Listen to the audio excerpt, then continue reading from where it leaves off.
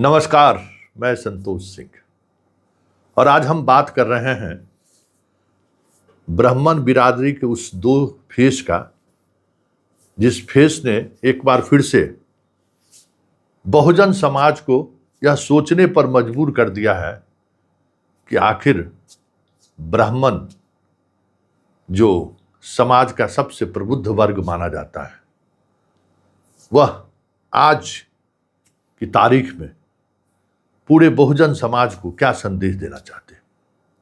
एक तरफ भरत के इनकाउंटर पर सवाल खड़े कर रहे हैं और सवाल खड़े करते करते उस बात को इतनी दूर तलक लेकर चले गए जैसे लगा कि यह सिर्फ और सिर्फ ब्राह्मण का ही बेटा है, बिहार का बेटा नहीं है। उसकी न्याय की लड़ाई सिर्फ ब्राह्मण ही लड़ रही है, बहुजन समाज नहीं लड़ रहा है। यह दिखाने की कोशिश हुई। सारे मठ मस्जिद मंदिर सब जगह से इनके लिए दुआएं होनी शुरू हो गई, इनके लिए आवाज बुलंद होना शुरू हो गया।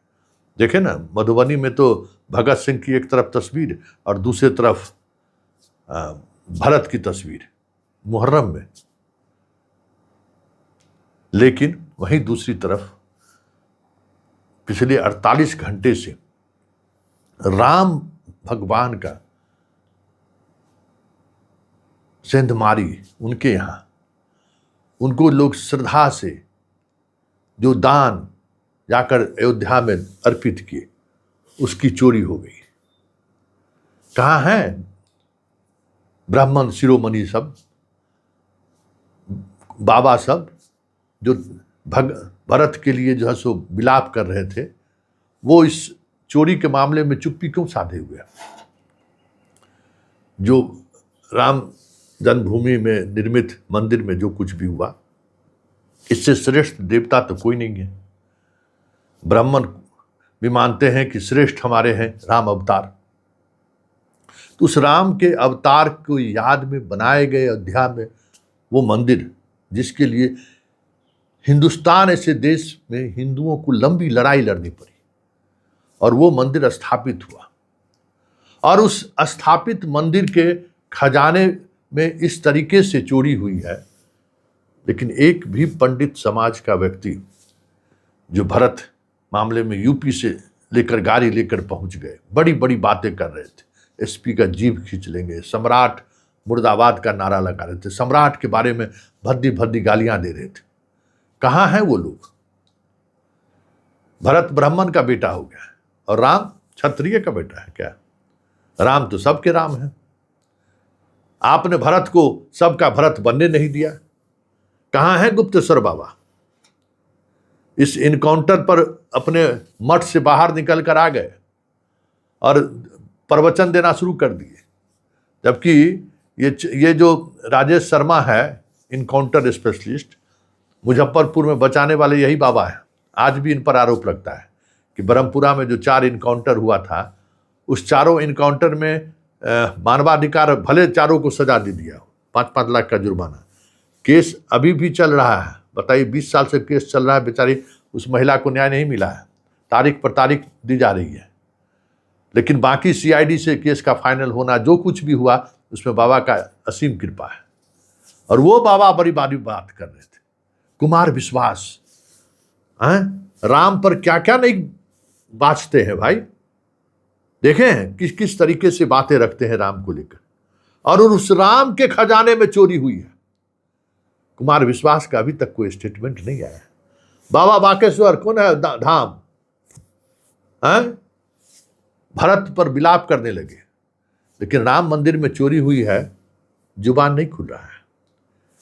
कौन बाबा अशेश्वर नाथ, कौन कौन बाबा का बयान नहीं आ गया इसको लेकर कि भरत का इनकाउंटर सही नहीं है। पूरे देश के ब्राह्मण समाज चले आए आरा उसकी न्याय की लड़ाई लड़ने के लिए, लेकिन अभी तक अयोध्या पहुंचने की बात अभी तक कहीं से नहीं आई है।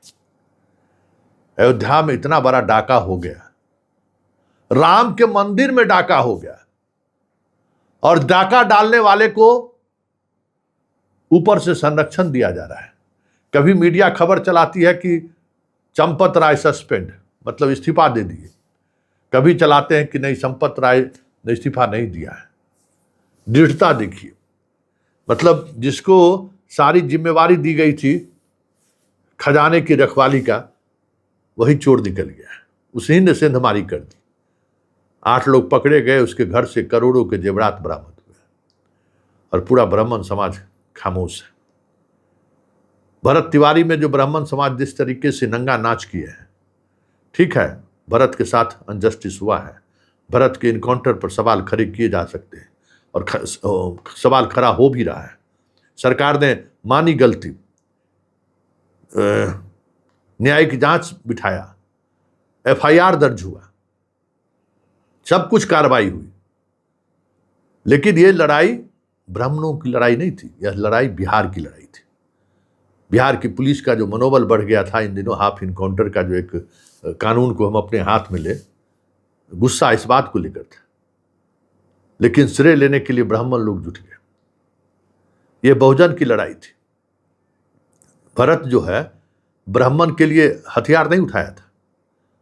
भरत किसके लिए हथियार उठाया? गरीब के लिए, अति पिछड़ों के लिए, दलित के लिए हथियार उठाया। इसकी चर्चा दब गई। चर्चा किस बात को हो रही है? अखिल भारतीय ब्राह्मण महासभा, तो कौन महासभा, कौन ब्राह्मण सेना?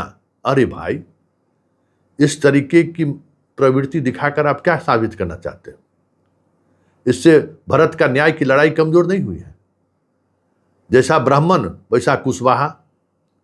कुशवाहा कल बैठक किया, अब कहा कि जिस दिन सम्राट चौधरी का घर घेरेगा प्रशांत किशोर, उस दिन हम लोग डंडा लेकर रोड पर उतर जाएंगे। तो यादव की दुर्गति कुशवाहा सब भूल गया है। अब अगली बारी कुशवाहा का ही है, नहीं समझ रहा है। राजपूत भूमियार ब्राह्मण ठोका के जगह पर है, वो जगह पकड़ लिया है। उसके बाद यादव थोड़ा उड़ने लगे, 10-15 साल उड़ा, तो यादव अभी जगह पर है, यादव मुसलमान दोनों। अब कुशवाहा की बारी है।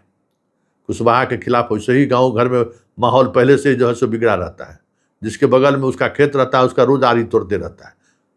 विवाद, यादव खेत चरा देता है मवेशी से और कुशवाहा आरी तोड़ लेता है।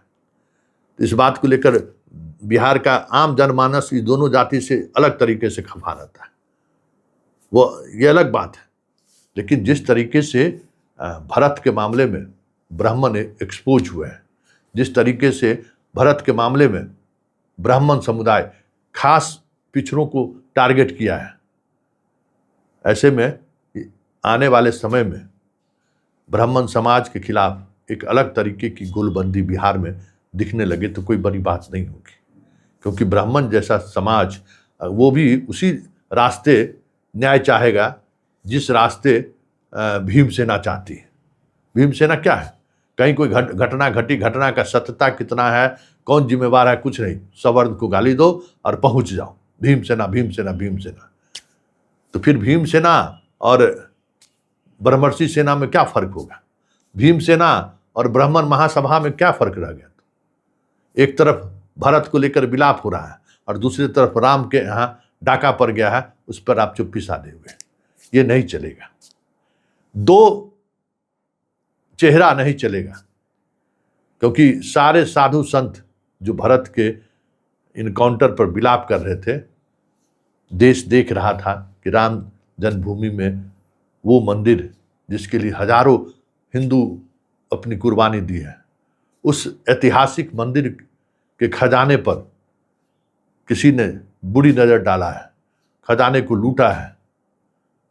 और उस लुटेरे पर एक शब्द भी अगर कुमार विश्वास नहीं बोल पा रहे हैं, एक शब्द भी अगर बाबा साहब नहीं बोल पा रहे हैं, तो फिर सवाल उठेगा ना कि सिर्फ भरत पर विलाप और राम जन्मभूमि में लूट पर चुप्पी, ऐसा भी कहीं हुआ है क्या?